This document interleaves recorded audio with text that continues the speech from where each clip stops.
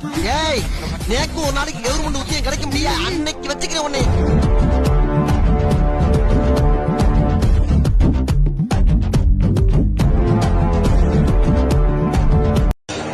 All right, it's all right.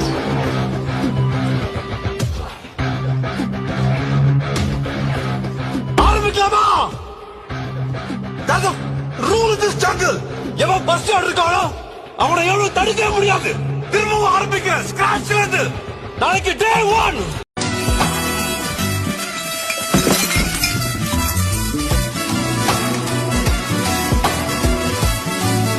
ஏதாவது வேணும்னா நீ தான் கத்துக்கணும். எல்லாரும் அவங்க வேலையில பிஸியா இருப்பான். நீ எவ்வளவு இன்வால்மெண்ட் காட்டுறியோ அப்பதான் நீ அதை கத்துக்க முடியும். அதனால இது உங்க கையில தான் இருக்கு. யாரும் அதை சொல்லித்தர மாட்டாங்கன்னு. சின்ன வயசுல சரியான கைடன்ஸ் இல்ல, அப்ப விட்டுட்டேன்.